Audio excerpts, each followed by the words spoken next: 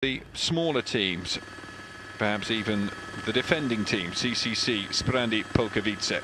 The island of Kirk and the Kirk Bridge, that right-hand archway, the concrete archway there, at the time in 1980 when this bridge was built, the biggest of its kind, now overtaken by some sizable constructions that you will see elsewhere in the world, but a fairly notable achievement in architecture at the time in his climbing capacity, but he's still not one of the favoured climbers in the world.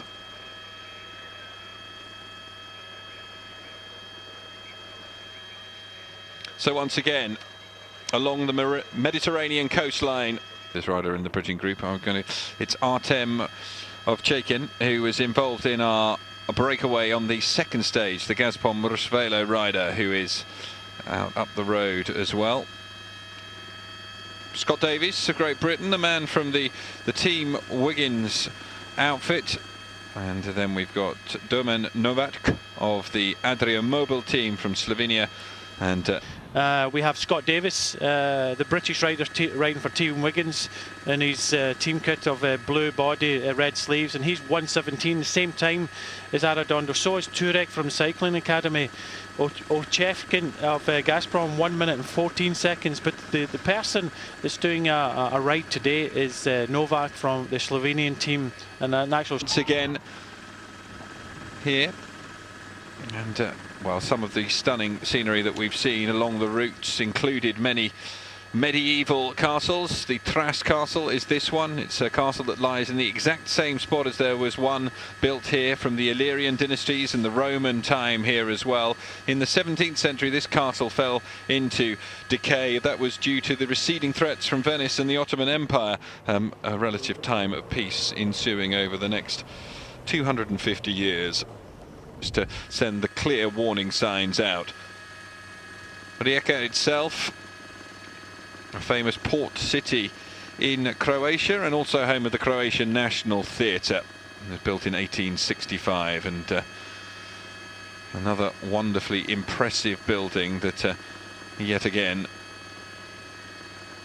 shows a mixture of beauty and architecture that is married right the way through the Croatian landscape, and that we have witnessed throughout the whole of the tour so far.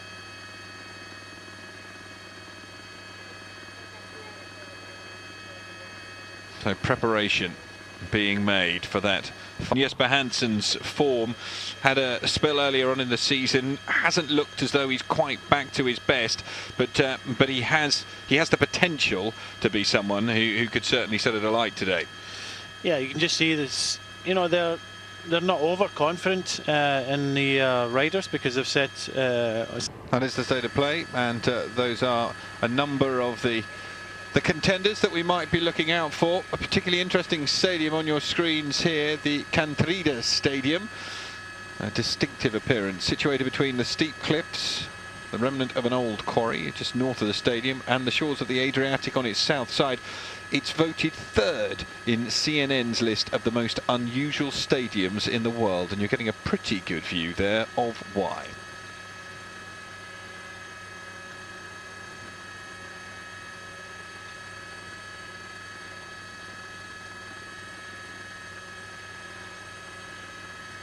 The coastline, one of the main features yet again of today's stage, as the riders make their way through the 122-kilometre route into the Učka mountains up to Voljak, where we will finish today. And it is the 8 riders out in front. One wonders just how much impact Turek's little spill had on the advantage of the lead 8, because it's all about conserving energy and having numbers on this final climb.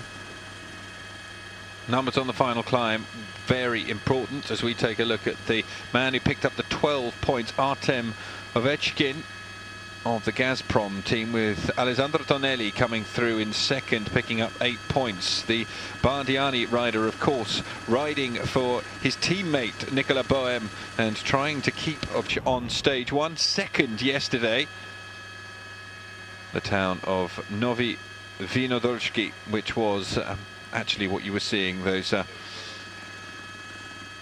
locals bedecked in green forming on the roadside.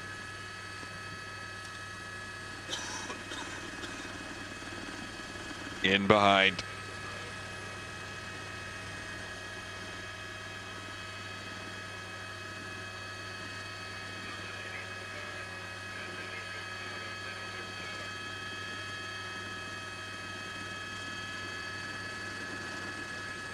So just 6 kilometres, just under at the back of that group, several riders from the Wiggins team.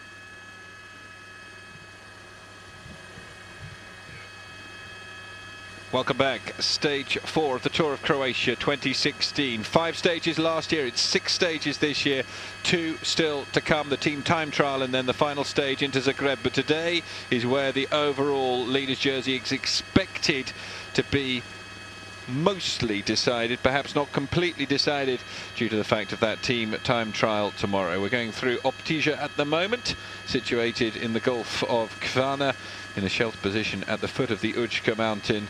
Optija, a popular summer and winter resort, as you can probably guess from all of the images that you've seen from Croatia over the past few days. This is becoming an increasingly popular holiday destination in the summer for people throughout the world. Going to be the team that is setting the pace up at the front of the peloton at the moment, pursuing 8 riders involved in the breakaway, riding not for Nizzolo today but for Arredondo instead. Time of the day and the big climb of the Tour.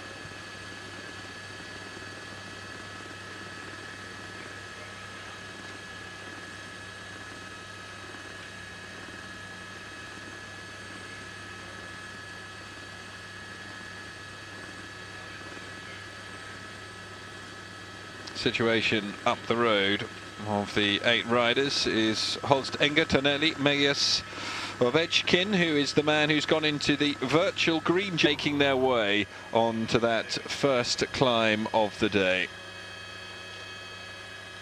Sculptor Carr produced the Maiden with the Seagull, popped here in 1956, one of the more modern pieces of art that you find along the Croatian coastline. Trek Segafredo have already done a very good job. They've been riding on the front, brought it right back to about 30 seconds as we turned that right hand bend.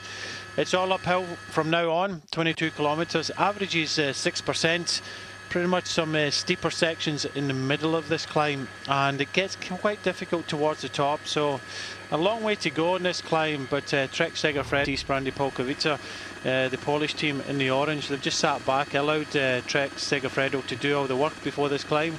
Now they're taking over and setting the tempo in front of the peloton. A year ago, it was Maciej Peterski who won on this particular stage. Julian Arredondo. Going to be a fascinating battle between them. Jesper Hansen's form was good on the Tour of Catalunya recently. Rode very, very well for Alberto Contador, but can he do it for himself here today?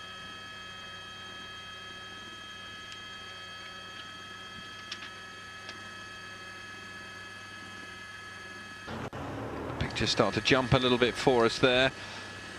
With these pictures, hopefully we'll get back 20 seconds down on the leaders.